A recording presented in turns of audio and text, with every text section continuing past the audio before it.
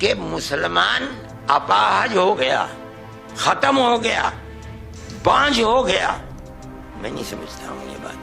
क्या बात है कि आज दुनिया का मुसलमान एक आदमी न्यूयॉर्क का मेयर बन सकता है, ममदानी लंदन के अंदर मेयर बन सकता है, एक खान हिंदुस्तान के अंदर किसी मुस्लिम यूनिवर्सिटी का कोई आदमी वाइस चांसलर नहीं बन सकता, और अगर बनेगा तो आजम खां की तरह जेल के अंदर जाएगा, इकबाल की तरह औलाद जेल में डाल दी जाएगी। आज देख लीजिए अल-फलाह का क्या हो रहा है। जमीयत उलेमा-ए हिंद के अध्यक्ष मौलाना अरशद मदनी का ये बयान अब खूब वायरल हो रहा है, जिसमें वो भारत में मुसलमानों को लेकर अपनी बात रख रहे हैं। हालांकि इस बयान को सुनने के बाद ऐसा लग रहा है कि जैसे वो भारत में मुसलमानों की स्थिति को लेकर काफी नाराज हैं। दिल्ली में आयोजित एक प्रेस कॉन्फ्रेंस के दौरान मौलाना अरशद मदनी ने देश की मौजूदा सामाजिक और राजनीतिक स्थिति पर गंभीर सवाल उठाए। उन्होंने कहा कि जिस तरह लंदन या न्यूयॉर्क जैसे बड़े शहरों में मुसलमान मेयर बन सकते हैं, भारत में वही व्यक्ति किसी विश्वविद्यालय का कुलपति तक नहीं बन सकता।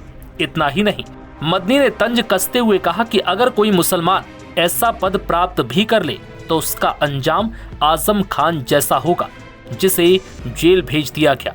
सुनिए उनका ये पूरा बयान। कि मुसलमान अपाहज हो गया, खत्म हो गया, बांझ हो गया। मैं नहीं समझता हूं ये बात।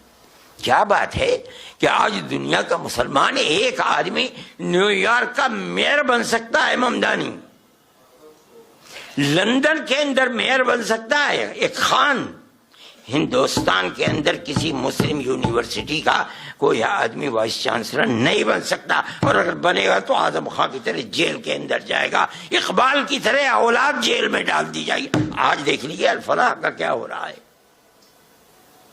जेल में पड़ा हुआ है और कितने साल जेल के अंदर गुजरते हैं नहीं जानता कोई आदमी। कौम, गवर्नमेंट मुल्क की आजादी के बाद इस पर लगी हुई है कि मुसलमान को सर नहीं उठाने देना है। आज उसका नतीजा है कि लोग ये कहते हैं कि मुसलमान के अंदर लीडर चाह रहे। क्या कहते हो तुम? मुसलमान कौम कोई बांझ थोड़ी है, अगर नहीं थी तो वहां कैसे बन गए?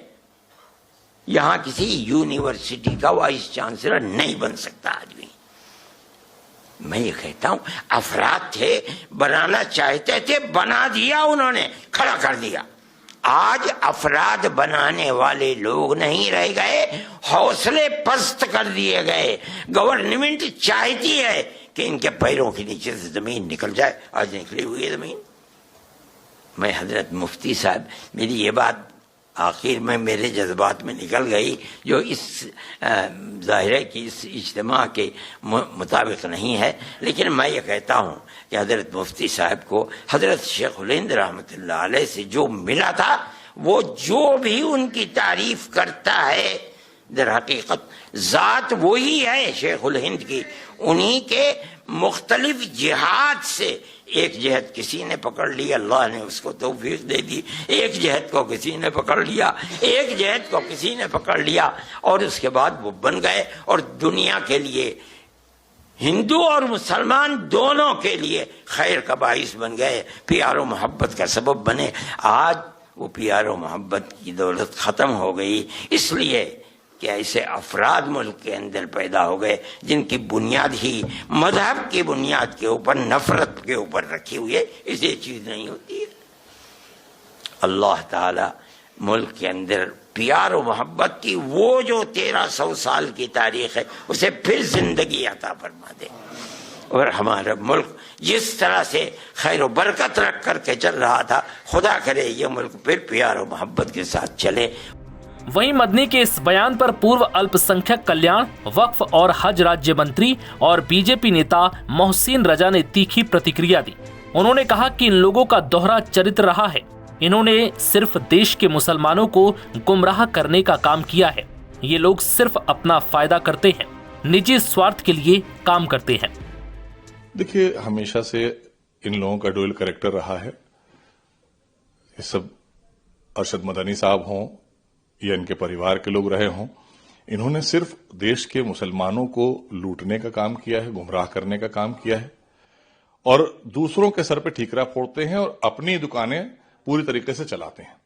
All India Muslim personal law board किसका फायदा कर दिया, पूरे देश के मुसलमानों का क्या हश्र किया इन लोगों ने।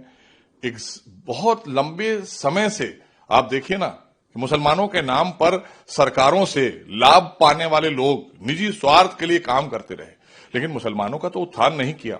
कितनी यूनिवर्सिटी बना दी इन्होंने, कितने इदारे बना दिए, कितने मुसलमानों के लिए काम कर दिया, जरा बताएं तो। अगर राज्यसभा भी जाना था तो अपने ही परिवार से ढूंढ के लाए। और हम एपीजे कलाम बनाना चाहते हैं। हम चाहते हैं कि एक हाथ में कलम हो और गले में टाई हो।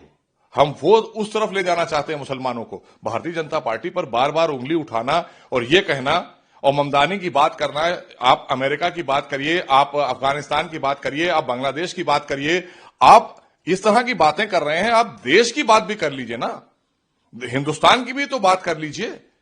आप कहते हैं आप लाइफ टाइम बनना चाहते हैं हर चीज में। आपने अगर कुछ आप करते हैं तो आप अपने परिवार को ही तो लाकर स्थापित करते हैं, या अपने आप को आप लाइफ टाइम करना चाहते हैं। आप भी तो एक इदारा चला रहे हैं, अरशद मदनी साहब पूरा एक इदारा चला रहे हैं, उनके परिवार के लोग हैं। तो बस एक इदारे में ही आप अपने बैठे हैं और वहीं से पूरे देश के मुसलमानों का ताना बाना आप बुनते हैं। आप चाहते हैं जो आप कहते हैं वो सारे मुसलमान कर दें। तो ये खाली मुसलमानों के नाम पे राजनीति जो लोग तुष्टीकरण की करते थे, जिनको आप फायदा पहुंचाते थे, वो आपको फायदा पहुंचा देते थे। तो लिहाजा अब हम सीधी तौर पर सारे 142 करोड़ देशवासियों को वो फायदा पहुंचाते हैं। उसमें अगर मुसलमान पात्र बनते हैं तो उनको भी योजना का लाभ मिलता है। अगर हमारे और समाज के लोग बनते हैं, और वर्ग और समुदाय के बनते हैं, उनको भी लाभ मिलता है।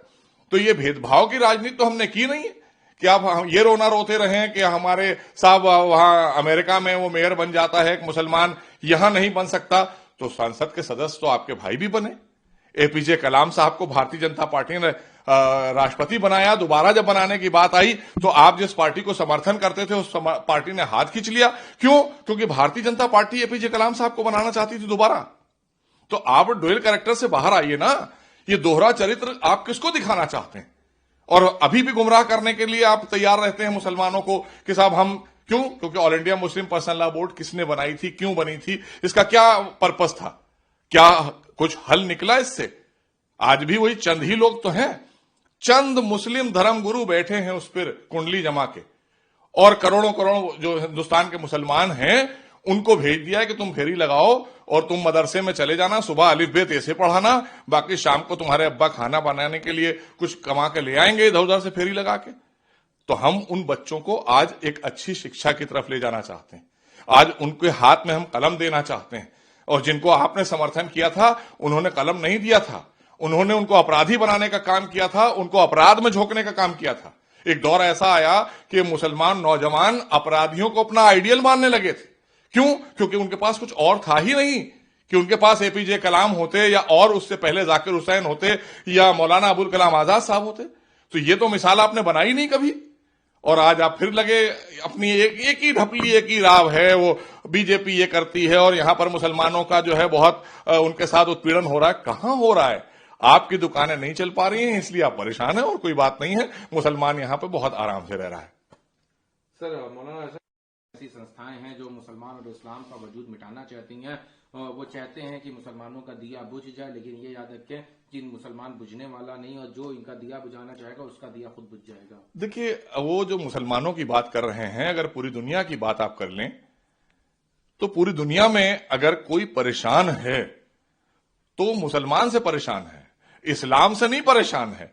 क्योंकि आप लोग जो पढ़ाई पढ़ा रहे हैं, जो इस्लाम आप बता रहे हैं, वो और है। जो हुजूर सल्लल्लाहु अलैहि वसल्लम मोहम्मद साहब जो इस्लाम हमको देकर गए हैं वो और है।